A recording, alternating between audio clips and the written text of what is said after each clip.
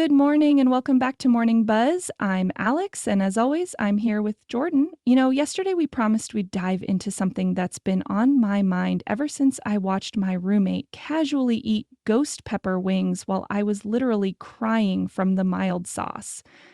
Why can some people handle insane levels of spice, while others of us are reaching for milk after one bite of basic salsa? That's such a perfect example, Alex. I've been looking forward to this discussion because the science behind spice tolerance is genuinely fascinating. What most people don't realize is that when we talk about spicy food, we're not actually talking about taste at all. We're talking about pain. Wait, what? Pain? I mean, I know it burns, but I always thought of it as a flavor thing.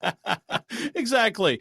That burning sensation from capsaicin, the compound in hot peppers, isn't registering on your taste buds. It's actually triggering pain receptors called TRTP1 receptors. These are the same receptors that respond to actual heat, which is why spicy food feels hot even though it's not changing temperature. That's wild. So when my friend Jake claims he loves the taste of those Carolina Reaper peppers, he's basically saying he loves pain? In a way, yes. And here's where it gets really interesting. Some people are just born with fewer of these pain receptors, or their receptors are less sensitive. It's like having a built-in superpower against spice. But there's also a psychological component that's equally important. Okay, now I'm curious about the psychology part because I've definitely noticed that some of my spice loving friends seem to take pride in it, almost like it's a badge of honor. You've hit on something crucial there. There's actually a phenomenon called benign masochism. Basically, some people genuinely enjoy experiences that are technically unpleasant but safe. Think about why people love horror movies or roller coasters. The same principle applies to spicy food. Your brain knows the pain isn't actually dangerous, so it can release endorphins as a reward. So it's like a natural high. That actually explains why my coworker always seems so happy after destroying a plate of super spicy Thai food. But what about those of us who are spice wimps? Are we just doomed to a lifetime of mild salsa? Not at all. This is where it gets encouraging. Spice tolerance is surprisingly trainable. When you regularly expose yourself to capsaicin, your pain receptors literally become less sensitive over time. It's called desensitization, and it works the same way your muscles adapt to exercise. Really? So I could theoretically work my way up to those volcanic hot sauces? Because right now, I'm pretty sure a jalapeno would send me into orbit. Absolutely. Start small and gradually increase the heat level. Your receptors will adapt, and you'll build tolerance. But here's what's really cool.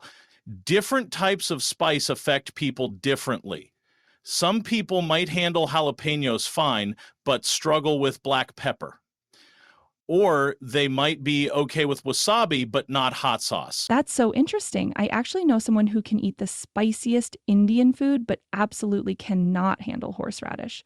Are those different kinds of spicy? Exactly. Wasabi and horseradish create that sharp nasal clearing sensation through different compounds called isothiocyanates.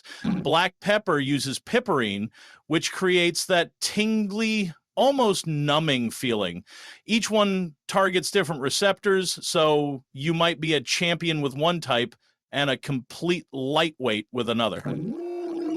This is blowing my mind. So, when people brag about their spice tolerance, they might only be champions in one category. It's like being really good at tennis but terrible at basketball. Similar but totally different skills. Filling. That's a perfect analogy. And there's another factor we haven't mentioned yet: cultural exposure. People who grow up eating spicy food typically develop higher tolerance because they're essentially training those receptors from childhood. It's not that they're genetically superior spice warriors, they just had more practice. That makes so much sense. My friend, who grew up in a family that puts hot sauce on everything, can eat things that would probably unhospitalize me. But wait, does this mean there are actual health benefits to eating spicy food, or is it just about the thrill? There are legitimate health benefits. Capsaicin can boost metabolism, has anti-inflammatory properties, and might even help with pain relief in other parts of your body. Plus, the endorphin release we talked about can genuinely improve mood.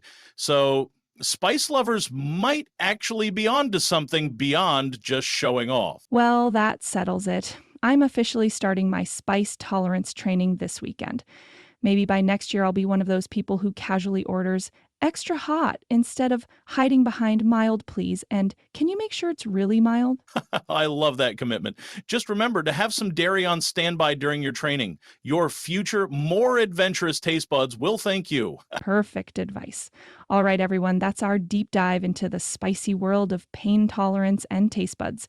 Coming up Monday, we're switching gears completely to explore why some people become absolutely obsessed with collecting vintage items while others can't understand the appeal of old stuff, and what your relationship with antiques reveals about how your brain processes nostalgia and value. Until then, have an amazing weekend and maybe experiment with adding just a tiny bit more heat to your meals. See you Monday, everyone. Stay curious and remember every expert was once a beginner, even when it comes to surviving spicy food.